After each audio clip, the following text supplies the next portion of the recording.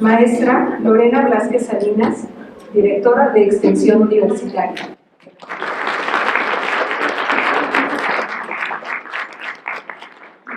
Como parte del comité organizador del evento, la doctora Ana María Baltasar Ramos, perteneciente a la Facultad de Estudios Superiores Zaragoza.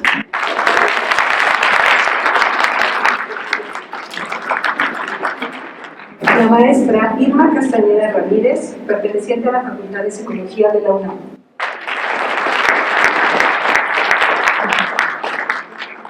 Maestra Patricia Bermúdez Lozano, perteneciente a la Facultad de Psicología de la UNAM.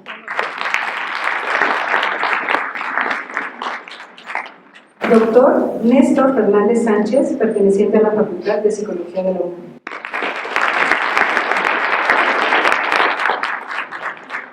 Y una servidora, maestra Gabriela Espinosa Rubio, Universidad Justo Sierra y FES Zaragoza.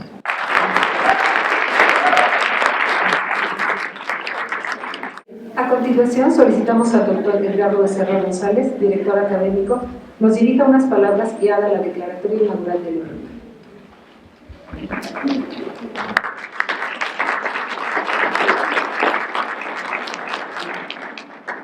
Gracias, maestra Gaby. Enhorabuena para todos los que están organizando el evento, que ya es la cuarta emisión de este coloquio, que además permite interactuar a estudiantes de diferentes instituciones, bueno, de dos planteles de la UNAM y de Justo Sierra como institución particular. Lo rico de esto es que, bueno, particularmente quienes somos como Juan Carlos, ¿no?, egresados de la UNAM, los de la UNAM, sabemos que aún siendo de la misma universidad, hay características en la facultad, características en Zaragoza, características en Iztacala, que por cierto, bueno, será el pendiente quizá de la siguiente edición de este coloquio, invitar a la gente de Iztacala, ¿no? Yo me encargo de platicar con ellos, a ver qué tanto se puede obtener. Tienen perfiles distintos y lo enriquecedor de este tipo de encuentros interinstitucionales es que puedan conocerse, pero lo más importante, creo yo, aprender dos cosas: aprender del otro, aprender a respetar al otro, a conocer el trabajo del otro y hacer redes de trabajo, que hoy por hoy son la primera fuente de empleo. Aquí está mi compañero Joel en San Mateo y sabe bien de lo que estamos hablando, ¿verdad? Los alumnos, mejor dicho, los egresados universitarios en la actualidad, apenas el 3% consigue trabajo por medio de bolsas como tal establecidas dentro de las universidades. Más del 25% lo hacen a través de redes sociales. Entonces, qué mejor que vayas ampliando tus redes sociales, pero mejor aún que estas redes sociales estén fundamentadas en el trabajo disciplinar y en el trabajo con respeto. Estos espacios son para eso, además de que, bueno, nos dan la oportunidad de mostrar esta generación de conocimiento que se hace día a día, ya sea por profesores de tiempo completo, por profesores de asignatura, pero que están en el aula involucrados en todo momento con el aprendizaje de los muchachos. Uno de los retos que alcanzamos a ver desde las escuelas particulares, pero me llama la atención que también en la pública se observa, es esta necesidad de transformar los perfiles. La Facultad de Psicología hasta hace unos años se vio involucrada en toda una dinámica de rediseño curricular, todavía durante la gestión de la doctora Rieder, me parece. Le está ocurriendo, o le ocurrió hace un tiempo a Iztacala, le está ocurriendo a Iztacala en este momento con un montón de licenciaturas, le pasó a Gaby, ¿no? Todo con la intención de que nuestros estudiantes, nuestros egresados, posean estas habilidades, estas competencias que les van a permitir desarrollarse de manera exitosa. Y una de ellas es el poder enlazar los aprendizajes que a nivel teórico y metodológico se han conseguido a lo largo de los años de estudio, y qué mejor que llevarlo a la práctica, en lo aplicado. Y este es un espacio para que veamos, conozcamos en primer lugar las experiencias de los expertos y veamos los trabajos que nos permiten tener una pequeña muestra, una probadita de lo que se hace en el campo aplicado. tú como alumna, como alumno de un programa de psicología de esta naturaleza, creo que debes de sacarle el máximo de los provechos a estos eventos. Y entre más eventos asistas de este tipo es mejor, porque te van a dar un bagaje disciplinar mucho más amplio. Porque es uno de los retos. Me acuerdo mucho hace algún tiempo, cuando asistía a un examen de doctorado en la Facultad de Ciencias Políticas y Sociales. Era una tesis muy importante, muy brillante, pero uno de los sinodales le hacía saber a la persona que estaba sustentando el examen que tenía en escrito, en papel, todo lo tenía muy bien desarrollado, pero le faltaba expresarse. Y es hoy por hoy una de las habilidades que se buscan más en quienes egresan, quienes buscan trabajo o en quienes se van a plantar de este lado. El que pueda expresarse no solamente a nivel escrito, sino también a nivel. Entonces, es por eso que los invito realmente a que saquen el máximo provecho de estos encuentros y participen en tantos como se vayan desarrollando, porque cuando sales a trabajar, las probabilidades se reducen de que puedas asistir a este tipo de actividades, ¿no? Obviamente, si te desarrollas en la academia, tendrás otro perfil, pero no. Bueno, agradezco en verdad de manera muy marcada a los colegas, profesores de la FE Zaragoza, de la Facultad de Psicología de la UNAM, obviamente a ti por la organización, a los colegas por toda esta dinámica que han logrado cohesionar contigo, claro. Pero también todo el apoyo tecnológico. Me acuerdo que hasta hace algunos meses nos mandaba, quien nos mandó todas las cadenas para poder subirlo a la página de internet, y bueno, ya después vino todo lo que sabemos y que ustedes han estado viendo para el registro de los talleres y lo demás, pero esa labor incansable de trabajo en equipo, lo cual es una habilidad más que aquí se va a demostrar, pero que ustedes tienen que seguir desarrollando. No importa con quién, tenemos que trabajar en equipo en todo momento. Muchas gracias, maestros, en verdad, muy agradecidos por seguir trabajando con nuestra institución. Y, pues bueno, dejemos abiertas las puertas para que quizá en las próximas ediciones esté considerado San Mateo, que conozcan el plantel de allá, un poquito. E insisto, invitemos a otras instituciones. Sin más, les agradezco mucho y siendo las 9:23 del martes 9 de octubre, damos por iniciado este cuarto coloquio. ¿Quieren habituar con este tema? Bueno, no solemos hacerlo, pero este cuarto coloquio interuniversitario de formación en la práctica de la psicología educativa 2018. Bienvenidas, bienvenidos, muchas gracias. Presentamos al doctor Marco Antonio Peñuela Olaya. Él es doctorado en Psicología Clínica por la Universidad de Newport en California, doctorado en Psicología por el Instituto Universitario Carl Rogers, doctor en Antropología Social por la Universidad Iberoamericana, maestría en Psicoterapia Gestal, especialidad en Psicoterapia por la American British Covered Hospital, especialidad en Infectología Perinatal del Instituto Nacional de Perinatología y por la Universidad de Boston de la Escuela de Medicina, la especialidad en Investigación Educativa, especialidad en Neurofisiología del Desarrollo, especialidad en Acupuntura Humana, en Homeopatía y Medicina Biológica por la Universidad de Morelos, es miembro de la Federación Mundial de Salud Mental de la ONU, miembro de la Academia Mexicana de Pediatría, secretario de la Asociación Latinoamericana de Psicoterapia Humanista, miembro del Comité de Investigación del Instituto Nacional de Perinatología de los Institutos Nacionales de Salud. Cuenta con diversas publicaciones en revistas a nivel nacional e internacional, ha publicado alrededor de 20 capítulos en diferentes libros y de igual forma ha dictado conferencias en eventos nacionales e internacionales. Bienvenido, doctor, y nos dará la conferencia llamada Abordaje Integral del Trastorno por Déficit de Atención e Hiperactividad y sus indicadores más urgentes. Bienvenido, doctor. No es fácil llegar del otro lado, entonces pues me da mucho gusto, porque hay muchos jóvenes que hoy en día desafortunadamente no han podido llegar a los estadios universitarios y lamentablemente es una de las grandes deficiencias de la educación en el mundo. Fui al Congreso Mundial de Educación en Turquía y unas compañeras de Emiratos Árabes presentaron un proyecto en donde lograron que 11 mujeres terminaran la primaria.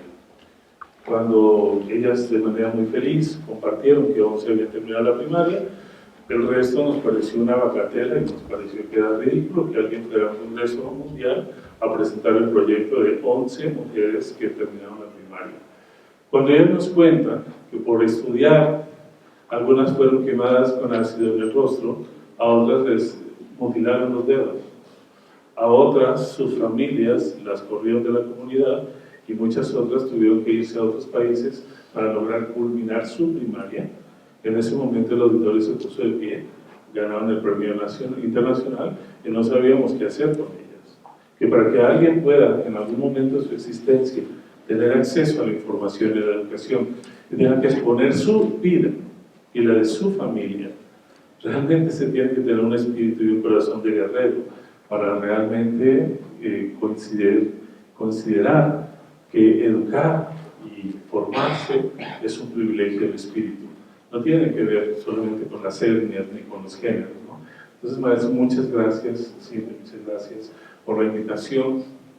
Me siento muy feliz, a mí me gustan mucho los campos universitarios, porque conforme vamos entrando en campos más especializados, campos científicos, vamos perdiendo ese vigor que tienen los estudiantes universitarios, esa alegría por construir nuevos saberes, y eso me parece, por lo tanto, que estos foros, como bien lo decía el maestro, vale la pena que no los dejemos de lado, que ustedes como estudiantes hagan proyectos que tengan que ver también fundamentalmente con su quehacer cotidiano. Me parece que la investigación educativa en este momento es uno de los grandes retos en el planeta y por lo menos a mí me parece maravilloso que hay países como Bélgica, algunas zonas de Alemania, en la Gran Bretaña casi toda, en Australia ya no se permite que ningún niño antes de los 11 años pueda tocar ni una tableta siquiera y mucho menos tenerla dentro de los campos de trabajo y de estudio. Eso me parece excepcional porque perdieron la habilidad de hacer trazos, porque perdieron la capacidad de hacer círculos, porque perdieron la capacidad de tener una atención dirigida y focalizada. Hoy en día uno de los grandes problemas que tenemos a nivel educativo es la atención dividida, la atención dispersa. La gente habla con otro mientras está viendo la pantalla y mientras está bajando una serie de comentarios que muchas veces distan sustancialmente del diálogo que está teniendo con el que se supone que es su amigo. Y yo les quiero compartir que justamente yo soy experto en TDA, trastornos por déficit de atención. Tengo 25 años dedicada a la investigación realmente de estos proyectos porque consideramos que es una de las pandemias, ya no es un daño, es una pandemia, porque se tiene en todo el mundo. Y uno de los principales factores que ha desencadenado este problema es que alrededor de los años 80 llegó un virus espantoso que se llamó estimulación temprana. Todos los niños tenían que pasar por eso. Entonces la mamá, en un estado prepsicótico, agarraba a su hijo y le hacía 450 ejercicios, campañitas, bolitas, música desde el útero. ¿Saben ustedes que el sonido en el agua viaja 3 o 4 veces más rápido que en otros sistemas? Entonces imagínate que le ponemos a Vivaldi, a Mozart, y la más sofisticada, la novela de Beethoven.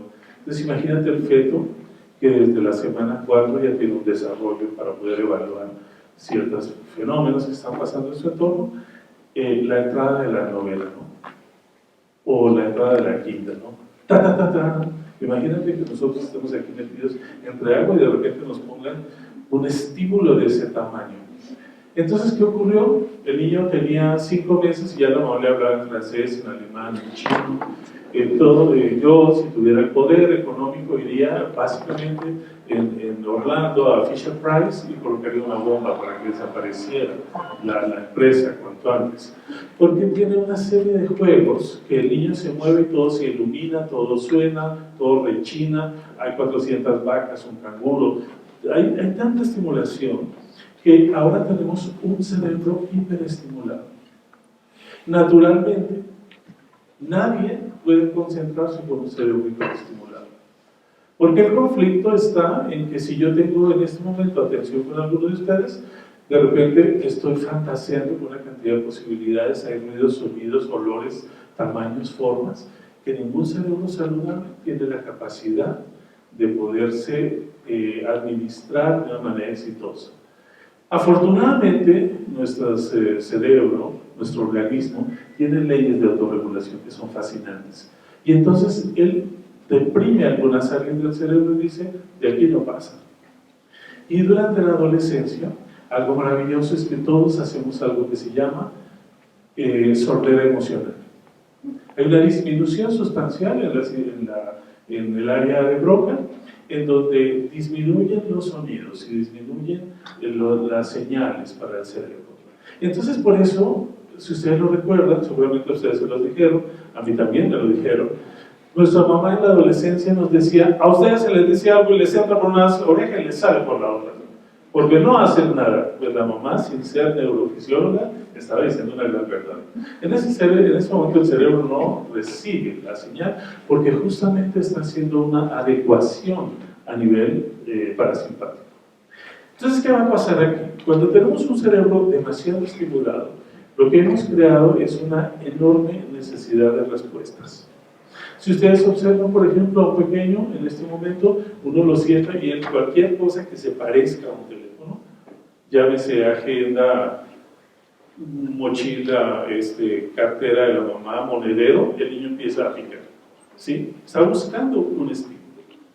Y llegamos a cualquier lugar y ustedes son tan gentiles de dejar al niño, por ejemplo, en estas hamburgueserías, en McDonald's y todo esto, que tiene unas periferias y que tiene unos túneles y tiene una cantidad de estímulos, y entonces los niños salen corriendo y se trepan y se golpean y empujan a los demás, muerden, corren, se aceleran, sudan, les salen garras, picos, uñas, y cuando ingresan nuevamente a la sala vienen sudorosos, por cualquier cosa le dan un mordisco y vuelven a salir, y a los papás les pareció que fue un día fascinante. Lo que los papás no saben es que el niño en ese momento está en un estado presicótico, porque está tan excitado su sistema nervioso que no tiene la capacidad receptiva de escuchar. Y recuerden ustedes que la escucha es el primer sentido que se desarrolla. Por eso desde el útero nosotros tenemos escucha, y hay gente que se le han hecho los estudios que aún estando en estado de coma sigue teniendo el estímulo auditivo, igual el olfativo. Entonces, ¿qué ocurre? Un niño que entra a un mundo donde hay 400 gritos, donde hay música, donde hay olores, texturas, lo que para nosotros era una gran ganancia, hoy en día lo consideramos como un riesgo potencial para desarrollar conductas y trastornos, sobre todo en la percepción. Entonces, este famoso trastorno por déficit de atención, la mayoría de los educadores del día de hoy que trabajan con niños desde preescolar hasta incluso secundaria, todas las maestras son neurofisiólogas, todas sin excepción alguna, todas son expertas en neurodesarrollo y en fisiología del sistema nervioso central. Entonces, con una enorme facilidad y con la mano en la cintura dicen, el niño tiene hiperactividad.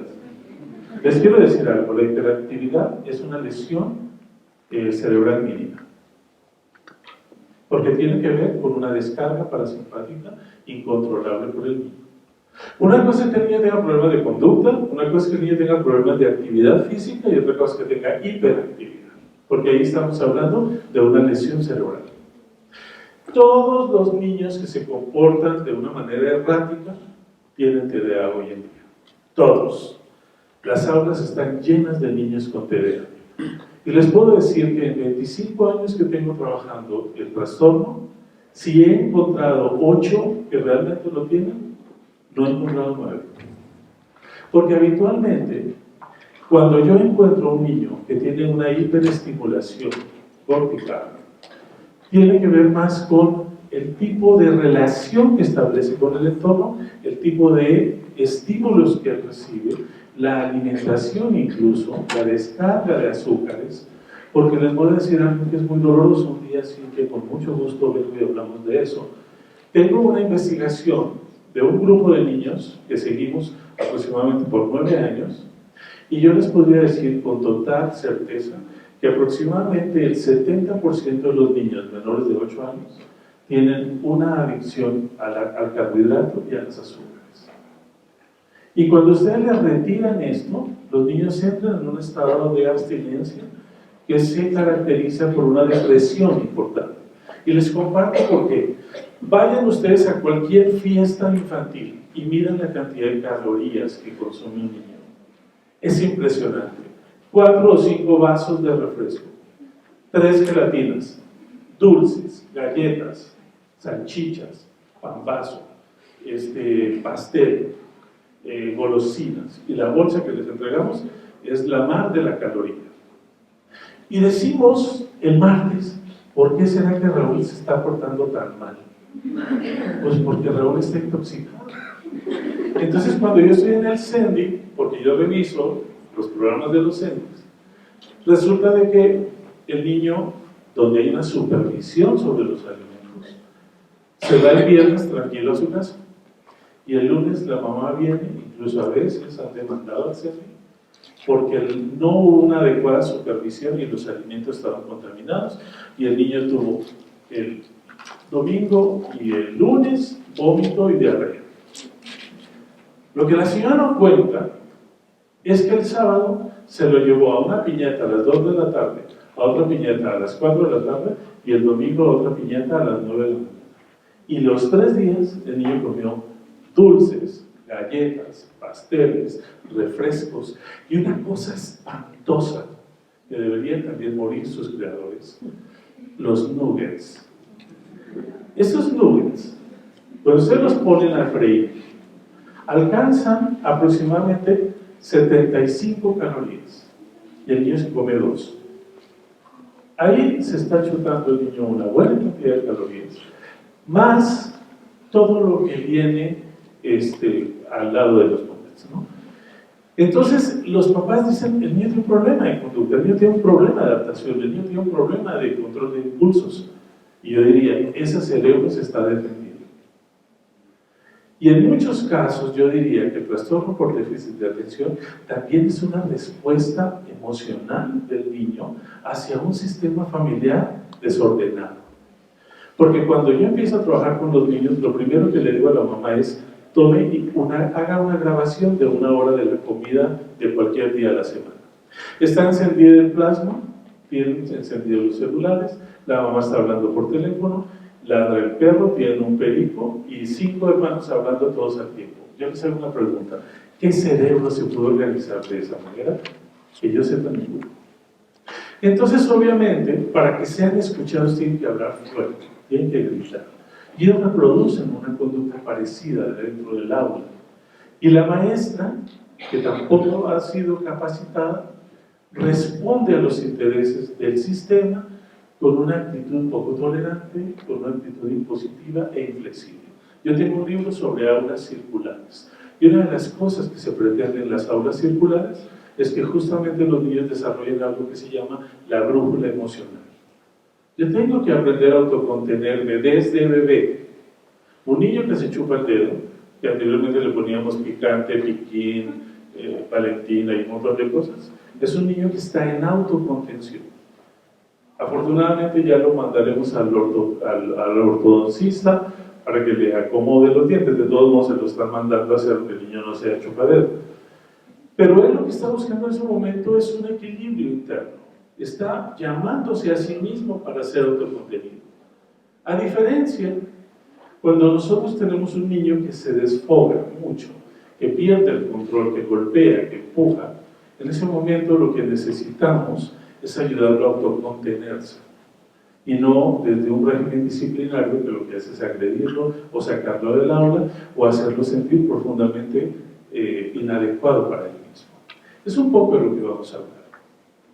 Ahora hay una tradición genética también, está asociada al papá, al cromosoma Y. Habitualmente papá con problema de trastorno de déficit de atención puede estar como un indicador primario para niños varones sobre todo.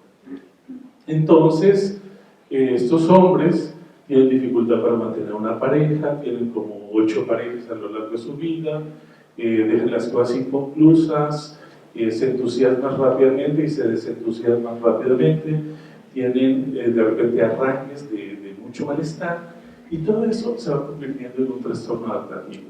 Entonces, obviamente, recuerden ustedes que los niños durante los primeros 8 años de la vida aprenden más de lo que escuchan y de lo que ven que de lo que se les enseña, porque somos altos modeladores del proceso. Entonces, cuando yo veo a un niño en esas condiciones así como muy violentas, yo digo, este niño, le digo a mis asistentes, por favor lo vamos a pasar al programa de PTN. Programa de PTN es programa de trasplante de madre. Si nosotros sacamos a ese ser humano de ese sistema familiar y sobre todo de la presencia con la mamá, ya le hicimos. Porque la mamá es el elemento más irritativo del neocórtex. Además tiene el poder sobre nosotros de una manera extraordinaria, porque recuerden que quien nos enseña la mirada es la mamá. Por eso la mirada de la madre es tan significativa. A ustedes seguramente ya les tocó crecer en unos sistemas diferentes, pero yo, que nací en los años 60, mi mamá tenía la habilidad de voltearme a ver, y Superman era estúpido al lado de mí. Esa mirada penetrante que decía, ya nos iremos de casa de tu tía, no te preocupes. La venganza es un platillo que se come frío. No tuve una madre golpeadora, pero sí tuve una madre con una mirada sensacional. O sea, no había necesidad de amenazar, ¿no? Sencillamente te volteé a mirar así como, baja las patas de ahí. Y había como un código de comprensión. Ahora las mamás explican demasiado y en ese momento pierden la autoridad.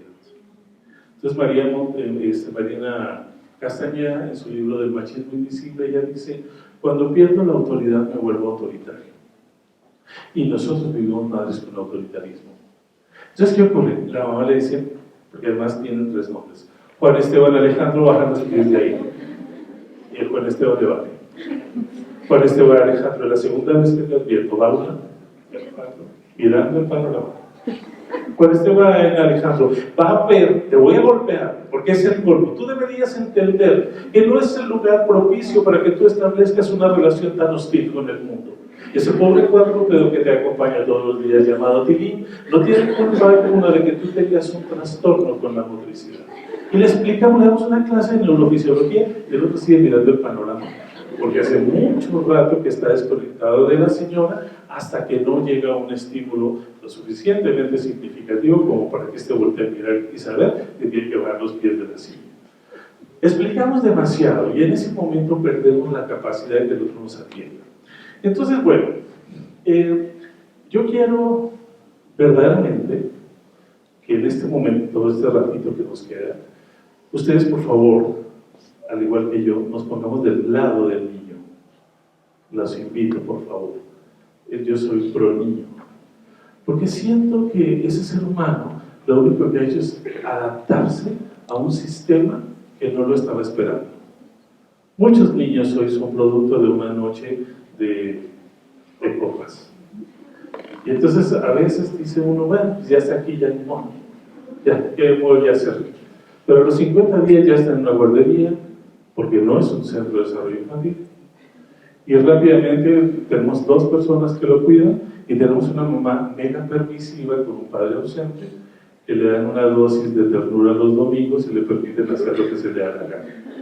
Resultado, un diputado en 30 años. Gente que lo respeta y que evidentemente se adapta a sus necesidades, pero no sabe ver al cristal. Y a mí uno de los términos que más me gusta a este respecto es hablar de la compasión. Porque de acuerdo a la definición etimológica, la compasión es la capacidad de voltear a ver la necesidad del otro. Por eso es tan doloroso. Y yo voy en mi coche y no me importa si el de al lado va sangrando, es su sangre, no es la mía. Pero cuando yo tengo prisa, porque quiero llegar a tiempo, quiero que se abra como el mar muerto, el pase para allí, para que su Alteza Serenísima no tenga que esperar. Si ustedes se dan cuenta, hoy en día ustedes abren el teléfono y se tardó 9 segundos y les dan ganas de tirar el teléfono al piso y bailar flamenco encima de eso. ¿Cómo es posible? No, 1, 2, 3, 4, 5, 6, 7, 8, 9. Ahí fueron 9 segundos, ¿eh? Y yo estoy desesperado. Ya no sé qué hacer. Me quiero tragar el teléfono, pegarle al lado, angustiarme además. Y si además dejaron el palomita azul y no me contestaron. Le puedo marcar 19, 26, 48 veces en un minuto al pobre sujeto o sujeta. Y hay una desesperación por tener control sobre el medio, ¿no? Y esto evidentemente se vuelve un factor irritativo y detonante de muchas otras patologías que al paso de los años sí pueden ser verdaderos obstáculos para el desarrollo entre las personas, ¿no? Esta es una tarea de abordaje colectivo, por eso es importante que la tengamos acá. Voy a leerles nada más un testimonio porque tiene 4 apartados en los que quisiera hacer un señalamiento. Aprendí a saberme indeseable desde niño, no cabía en ninguna parte y mi miedo era tan grande como mi agresividad. Cuando uno tiene esta cosa en la cabeza, la posibilidad de quedarse quieto es imposible y los días son tan amargos como las noches. Es muy cansado vivir así. Mi madre me decía que desde el embarazo le di problemas. Mi abuela decía que mi padre era igual y que en sus tiempos no existían los psicólogos y todo se corregía con unas buenas cachetadas a tiempo para enderezar a los malcriados. Por mi culpa nos dejaron de invitar a las fiestas infantiles. Me expulsaron 3 veces de diferentes primarias. Mi maestra me dejaba solo en una mesa para que no contaminara a mis demás compañeros. El único que se ponía feliz de que yo llegara a casa era mi perro, con el que corría hasta quedar rendidos uno al lado del otro. Nunca entendí si fui la causa del divorcio de mis padres, y en verdad que no ha sido nada fácil mi existencia. Hoy tengo 17 años, tengo problemas con el alcohol y tengo un hijo de 2 años que no veo desde que él tenía 3 meses. Ese es un testimonio. Aquí tenemos 4 indicadores. Observen. El primero, allá arriba. No te preocupes. El TDA es así. Aprendí. Un niño se da cuenta cuando no cae bien. Aunque ustedes no se den cuenta. El niño se da cuenta. ¿Saben por qué? Porque estamos todos felices y cuando llega el niño, siempre hay alguien que dice, ya llegó. O guarden todo, cierren. O saben qué, dejen todo guardado porque va a venir Daniel y ya saben cómo es. O sea, hay un prejuicio para estos niños. La segunda cosa que es muy importante es que hay muchas metodologías y una de ellas es la chancla. Entonces muchos dicen, ¿por qué no le pones unas 3 cachetadas, unas 3 palmadas a tiempo para que no se te trepen las barbas? Y vas a ver si no se comporta. O sea, hay una cruzada de violencia física y emocional contra ese ser humano. Posteriormente dice, ya no me invitan a las fiestas. Y como tiene 2 hermanos, ni modo que inviten a uno o a 2 y al tercero no. Entonces, ¿qué empezaron a hacer? Dejar de invitar. Y cuando los demás se enteran que podrían haber ido a la fiesta, pero no fueron porque su hermano no es bien recibido, imaginen el hermoso recibimiento que le dio a mi hermano, el buen vínculo que estableció con mi hermano. Si ustedes quieren encontrar a alguno de estos niños, quédense al final de una piñata. Todos los demás niños se van a comer pastel y todo. Pero esos 3 que se quedan peleando por la pata de Barney, que no les importa el dulce, sino el triunfo de quedarme con la pata de Barney, esos son estos niños. Habitualmente ellos tienen una gratificación muy diferente a la de nosotros.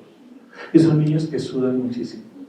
Y son niños que además son muy emotivos. Entonces llegan y abrazan a la mamá. ¡Ay! Y la mamá, ¿qué haces por aquí? ¡Ay, estás sudando! Hueles mal. ¿De dónde te paraste? Mira cómo vienes. Mira cómo dejaste la camisa.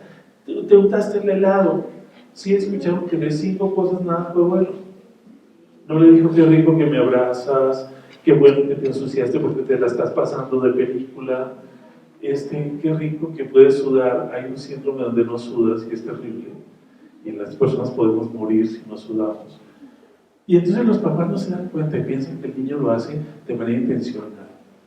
Si ustedes supieran lo que es tener un impulso interno que no te permite ni siquiera dormir en paz, porque una de las características que les voy a mostrar es el síndrome de la pierna inquieta.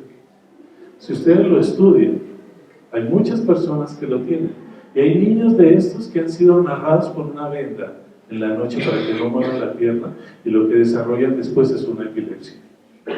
Porque ese descargo de la pierna ayudaba justamente a que el sistema nervioso central tuviera una fuga. Ahora no hay. ¿Por qué? Porque los amábamos. Gracias. Y bueno, terminó alcoholizado porque seguramente le dio Ritalin. Y les voy a decir algo, el síndrome solo se puede diagnosticar clínicamente después de los 6 años y medio, casi 7, porque tiene que ver con funciones de lectoescritura y con habilidades cognitivas superiores. Antes no está instalada la función ejecutiva.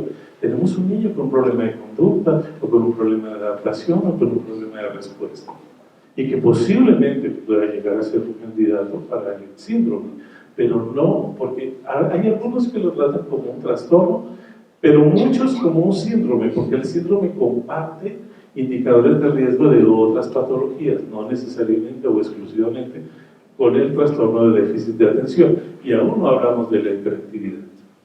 Bien, lo defino rápido, es un trastorno neurológico, por favor, se los imploro, no es un trastorno de conducta, es un trastorno neurológico, que altera de manera importante los centros de atención. ¿Saben lo que eso significa? Los centros de atención, o sea, va directamente a trabajar con la memoria del individuo, generando dificultades para lograr la concentración focalizada, lo que trae como consecuencia problemas en el desempeño escolar, disminución de las habilidades cognitivas, alteración de la percepción del entorno, dificultad de manera significativa en las capacidades para la lectoescritura y en algunos casos alterando el patrón de conducta y el control de impulsos.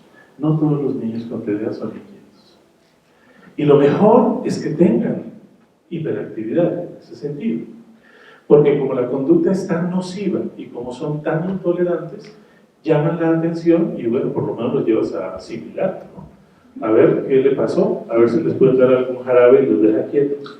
El problema es la cantidad de niños que no tienen hiperactividad o que no tienen una pérdida del control de impulsos, porque algunos incluso los han diagnosticado como limítrofes o los han dejado por ahí abandonados porque como no leen, como no escriben y como no participan, pues no hay para qué tampoco exigirle más. Con lo que pueda, sirve. Yo tengo un test que con mucho gusto, Cintia, yo te lo obsequio para ustedes. Son 7 hojitas, cada una tiene aproximadamente unos 12 reactivos y en cuestión de 9 minutos hemos evaluado las 6 áreas: inatención, inmadurez, impulsividad, y ustedes hacen un triangulito, suman y ahí vamos a decir ¿hay TDA o no hay? Y si hay, ¿qué predomina? La hiperactividad, la inatención, la inmadurez visomotora, porque son diferentes, cada niño es distinto, por favor. Entonces, bueno, tenemos que el caso de Daniel, ¿no? El cerebro se encuentra hiperestimulado, dificultando la organización de ideas porque hay una irritación cortical. Y esto, obviamente, nos va a dar los principales signos. Por ejemplo, dificultad para concentrarse, dificultad para la escritura, dificultad para permanecer atento y lograr un adecuado nivel de interés, alteraciones en el ciclo del sueño y excitabilidad motora durante el sueño. Por ejemplo, el que el niño no duerma quieto y se movilice demasiado en la cama, ese es un indicador de riesgo. Ningún pediatra le pregunta eso a la mamá. Y si alguien no sabe el neurodesarrollo, son los pediatras, porque son internistas, y cuando no pueden, lo mandan con el psicólogo a ver qué puede hacer, ¿no?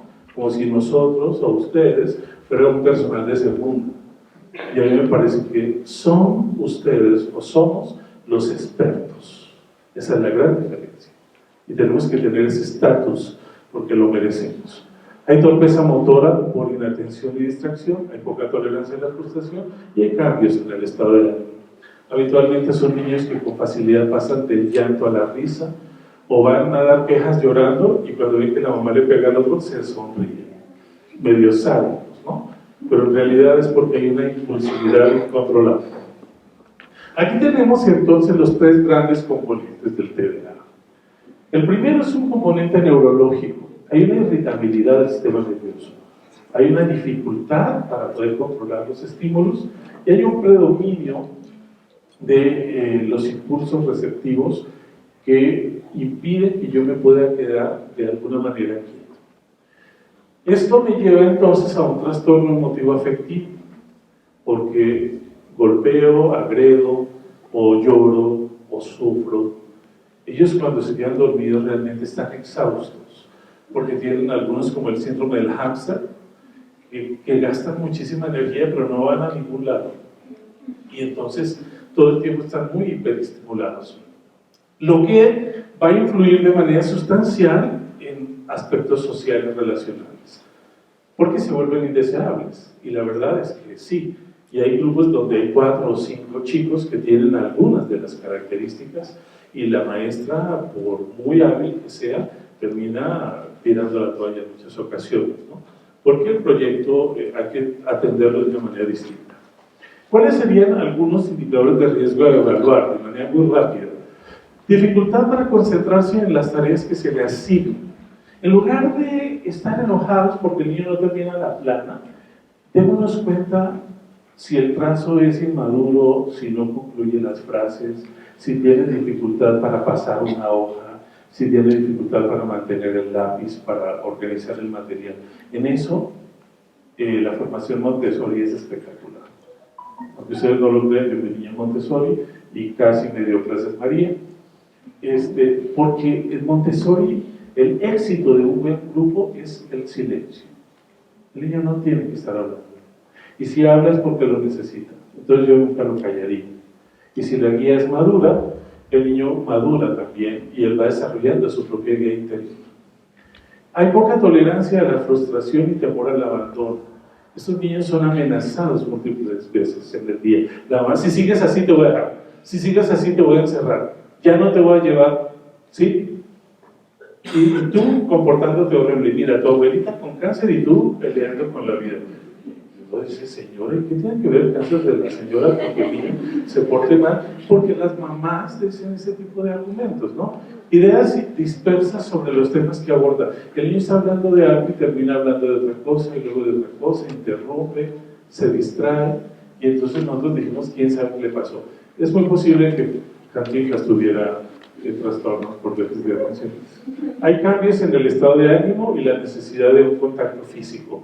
De repente el niño es muy emotivo y va y te abraza, y como obviamente ha corrido, ha alzado perros, sacó las plantas del jardín, pues viene sudando o está sucio, y habitualmente lo rechazamos con mucha facilidad, y hay un gran miedo a la soledad. Aquí tienen ustedes al primero y gran y famosísimo niño con trastornos por déficit de atención, que en su comunidad el pobre señor le sobrevivía y el pobre perro también, y la mamá y todo el mundo angustiadísimo, ¿no? Mi maravilloso Daniel.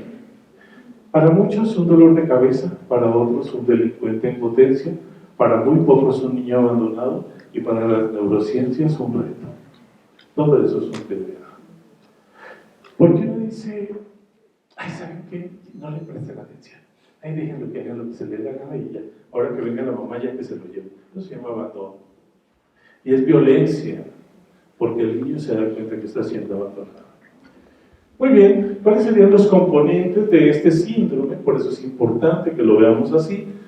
Son básicamente inatención, desconcentración, irritabilidad, hiperactividad, inmadurez motora, dispersión y fragilidad emocional. Casi nadie evalúa fragilidad emocional. Un niño que empieza fácilmente a cambiar de estado de ánimo, que de repente es muy explosivo, luego te abraza, eso es un indicador a estudiar. Ustedes como psicólogos lo tienen que entender. Es muy importante. ¿Por qué? Porque ahí hay algo. Por ejemplo, para Parkinson, el empezar a disminuir el tamaño de la letra es uno de los indicadores de riesgo. La inexpresividad, que la persona cada vez gesticula menos, no como el caso de Silvia Pinal, porque ahí es otras cosas. Ahí es el exceso de votos y todo lo que han podido estirar el ser humano. Pero habitualmente uno empieza a expresarse facialmente menos y a tener mareo. Esos son 3 indicadores que nos pueden estar hablando de que nos estamos acercando a un Parkinson. Entonces, observen qué importante, porque hay muchas cosas. Uno casi siempre lo castiga por hiperactividad o por inatención, pero por ejemplo por inmadurez motora, el niño va caminando y se cae, tiene dificultades para sostener un paso, a la hora que abre algo lo tira, y entonces, ¿qué le decimos? Eres un torpe, no sirves, por estar desatento, ¡ay, contigo! Y las mamás se enfurecen y les pegan y los amenazan. Señor, ¿usted se dio cuenta que su niño no sabe abrir un vaso? Porque también aquí las mamás inutilizan el exceso. Con tal de que les alcance el día. Por decir, yo ahorita veo cómo organizo que lo hacen todo. Ellas levantan, ellas doblan, ellas separan los objetos. Y les voy a decir algo, el niño necesita de una actividad visomotora constante para que el cerebro se desarrolle de manera eficiente.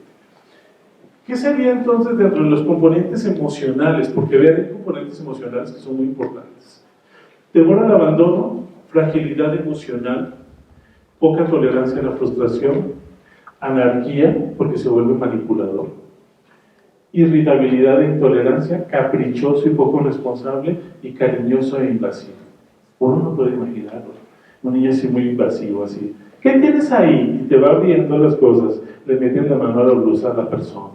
Y algunos de estos niños reciben abuso, porque como son tan inquietos, hay personas que permiten que les baje la bragueta, hay personas que permiten que les abre la blusa, y el niño explora, ¿no? Dentro de su naturaleza, él estaba explorando.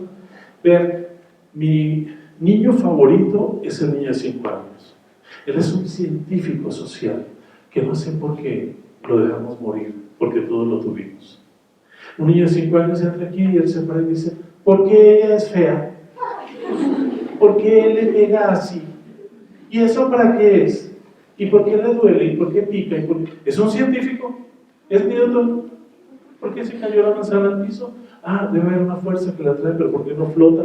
Y ese hombre que hizo esas leyes era un gran observador. ¿Y un niño qué hace? ¿Por qué ella no se comió eso? ¿Y él por qué le pegó? ¿Y qué había ahí? ¿Y dónde estaba? ¿Y por qué a ella le huele mal la boca? ¿Y por qué eso? Y de lo mucho, y contigo, ¿no? Tengo un niño, Iker, que es uno de mis pacientes favoritos. Es terrible. Entonces me dice, ¿puedo opinar? Cuando él dice puedo opinar, nada más sufre, el mundo se oscurece y yo grabo. Porque resulta que van en el metro y le dice, Iker, ¿puedo opinar? Y la mamá sí. Y le dice a la señora de enfrente, la ropa que usted trae no combina, ¿eh? Ese color no va con esa blusa y esa bolsa no va con esos zapatos. Y la malla, cállate, tú me has dicho que hay que ser sincero, ¿no? Luego se salió del aula y la directora, la maestra, se enojó con él y lo mandó a la dirección. Cuando llega la mamá, el niño está en la dirección. Entonces le dice a la mamá, la directora, dile a tu mamá por qué te sacamos, porque ya no se puede contigo en el aula. El niño dice, ¿puedo opinar? En ese momento la mamá temblaba, ¿no? Y dice el niño, en primer lugar, mi maestra puso mi vida en riesgo, porque yo soy un menor que me obligó a bajar solo las escaleras y me ayudó. Y todo el mundo palomita. Y luego dijo, tenemos 3 días con el mismo tema, y nos dejó una tarea que no nos ha revisado. Y yo no quiero hacer una tarea que no me revisen. Y la maestra la manda a llamar y dijo, bueno, es que no todo el grupo avanza al tiempo. Y el niño dijo, la semana pasada tampoco avanzamos. Él tiene 6 años. Y la directora le dice, maestra, tráigame el programa, la carta descriptiva, que no sé qué. Y es que maestra, faltaron no sé qué de los temas. Y el niño dijo, y la maestra come. Y estuvo hablando por teléfono. Y nosotros estábamos ahí solos. Vean, la mamá me dice, Marco, cuando yo no sabía si felicitar, yo no sabía si sacarle de la escuela, yo no sabía si mandarle una tarjeta de Navidad a la directora, porque mi hijo tiene un gran valor y es que él no miente. Ese es el asunto, porque ellos no tienen filtro, entonces van soltando como van bien. Y yo digo, qué delicia. Pero el asunto de estos niños es cuando llegan como a los 11 años, han sido tan reprimidos que ya no hablan. Y ahora viene la mamá. Doctor, ¿es que no habla? Es que no se le puede preguntar nada porque el pelo en la cara, puro monosílabo, sí, no. Ya no quiere hablar, todo el tiempo está con el celular, ya no quiere ir a ninguna parte.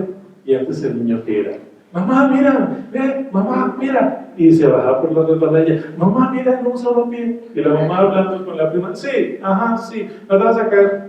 no te vas a pegar, fíjate, no te vas a caer, no te vas a pegar, no lo vayas a dañar. Nunca le dijo, qué lindo, qué bueno, felicidades por tu logro. Y entonces dejamos de ser vistos y entramos en un proceso de invisibilidad emocional.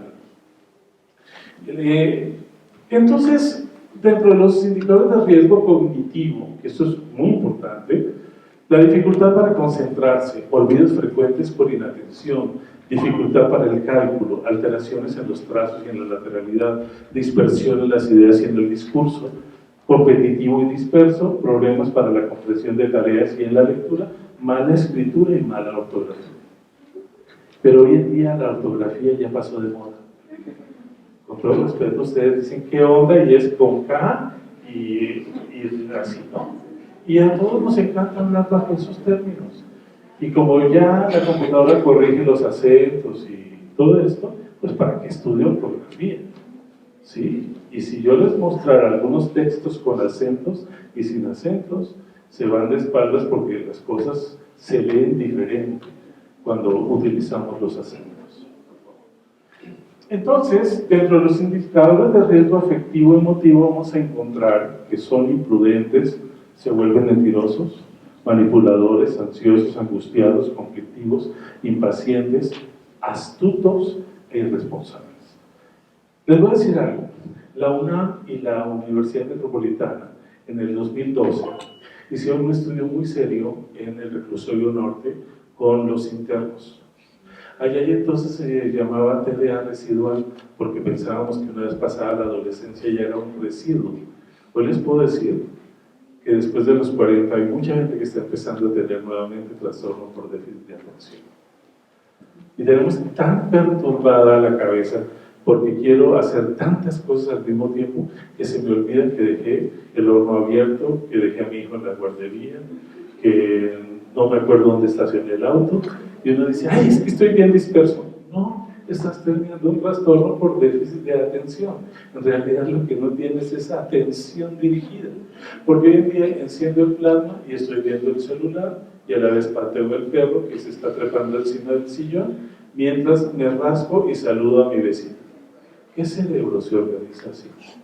Habitualmente ninguno, aunque seamos muy capaces.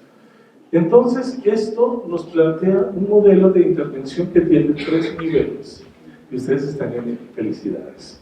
El primero, y por eso lo puse, personal capacitado del equipo de salud. Yo les invito a algo, con mi corazón. Profesionalicen la psicología. No me arrodillo porque Cintia no me va a mandar el pantalón a la lavandería, pero profesionalícenlo. Nosotros no somos un profesional de relleno. Es más, la Secretaría de Salud no tiene por qué ser dirigida por un médico, es un administrador. Pero nosotros, como parte del equipo de salud, tenemos la obligación de capacitarnos, tenemos la obligación de levantar la voz y tenemos la obligación de decir, esto se hace de esta manera. Vean ustedes a un médico intentando aplicar un WAIS, alguna de las pruebas de Wechsler. Se van de espalda, no tienen ni idea. Pero sí se atreve a opinar sobre la conducta y manda un medicamento, un ansiolítico, un antidepresivo. Sencillamente relajante, el sistema nervioso central ya nos mete problemas. La segunda sería padres de familia y tutores bien informados y amorosamente capacitados. Yo les voy a decir algo, lo que no se pudo hacer en los primeros 14 años de la vida fue un placer conocer. Y no es determinismo, no estoy hablando. Vygotsky hablaba de los periodos críticos del desarrollo. No es que no lo podamos desarrollar, es que es el momento para desarrollarlo. Esa es la diferencia. No es que yo no pueda aprender gimnasia olímpica a los 40. El asunto es que si yo me caigo de la viga de equilibrio me fracturo. Cuando tengo 8 años puedo caerme 49 veces y levantarme 75. Porque mi cuerpo, en ese momento, mis ligamentos, todo, está hecho para eso. Igual ocurre con el cerebro. Si ustedes quieren aprender idiomas en los primeros 15 años de la vida, pueden aprender 5, 6, 7 lenguas. Inténtenlo después de los 50. Se le empieza a uno a olvidar hasta el español, en este caso, porque no utiliza todos los términos, porque no usa todos los significados. ¿Y qué sería importantísimo? La base de todo esto, profesores expertos dentro del aula y programas académicos de intervención oportuna. Hoy en día ya no hablamos de estimulación temprana, hablamos de estimulación oportuna. ¿Qué es lo oportuno para ese niño? Colocar una toalla, una sábana o una cobija en el piso, depositarlo allí y dejar que él empiece a mostrar sus intereses. Hoy en día, por ejemplo, en los partos dirigidos, a la hora que sale el bebé del útero, se toma parte del líquido amniótico, se hace un camino hacia la mama y se deja que aún con el cordón umbilical, sin cortar, él hace recta, gatea, vamos a decirlo así, sobre el cuerpo, hasta buscar el pezón. Y ahí corto el cordón. ¿Qué le di? El impulso no solo de nacimiento, sino de vida. Vaya a buscar, interésese por lo que hay allá. Busque, construya, exíjase. Porque lo peor es caer en las zonas de confort. Porque creemos que así es la vida. Y dejamos de leer, dejamos de pintar, dejamos de hablar. Por eso se habla de una intervención oportuna. Y entonces aquí viene el gran paradigma. El desarrollo de habilidades socioemocionales, que hoy están todas en el programa Nuevo Modelo Educativo, que si se llevara a cabo sería extraordinariamente hermoso, porque hoy en día ya hay 4 asignaturas en las primarias que no van a llevar calificaciones. Por lo tanto es maravilloso, porque tiene que ver con atributos y con destrezas. Lo que bien decía el maestro, aprovechen que estén aquí, aprendan de lo que dice el otro. Pero si no nos interesamos, difícilmente vamos a poderlo combatir. El doctor Emmanuel Mounier, el filósofo, el padre del personalismo, él tiene una frase extraordinaria que es esa: humanizar lo humano. El tener un piano en casa no me hace pianista, el tener una guitarra no me hace guitarrista, hay que ejercitar el acto mismo de tocar. Y nosotros, si no nos humanizamos, pues solo somos eso, un organismo. Necesitamos despertar la conciencia. Y aquí tenemos, pues, los indicadores, ¿no? Aprender a tener empatía, escuchar respetuosa, inclusión, respeto mutuo, tolerancia, participación y diálogo y asertividad relacional. Estas son de las mejores competencias que ustedes pueden heredar. Cuando el chico está hablando con ustedes, véanlo al rostro. Pero el niño está hablando y la mamá está aquí cocinando. Oye, mamá, y entonces fue cuando la maestra me pegó. ¿Algo hiciste? Seguramente algo hiciste. Pero es que ese niño me golpea. ¿Para qué te metes con él? Y es que me siento muy solo, mijito. Ni modo, yo no voy a tener más hijos por darle gusto. Mamá, pero ¿y cuánto vas a ir tú a la escuela? Yo no tengo tiempo, por eso te digo que vaya a tu abuela. Ni siquiera el día de la madre, pues yo tengo que ir a una conferencia sobre el respeto e integridad de la familia. Y entonces somos visitantes en casa. Se observa mucho lo que no hacemos y lo que no hacemos bien, pero pocas veces nos acarician y nos dicen: tú eres muy importante en mi vida y yo te amo. Porque con eso el niño podrá aprender a escuchar, de otra manera no. Y las condiciones del paciente con TDA, entonces, no todos tienen hiperactividad, como se los comenté. Lo positivo del trastorno es que sea activo. El trastorno pasivo es más violento, porque habitualmente los dejan solos o los consideran incluso hasta con daño neurológico. Hay una discapacidad afectiva relacional de los progenitores, ¿no? Lo del programa de trasplante de madre.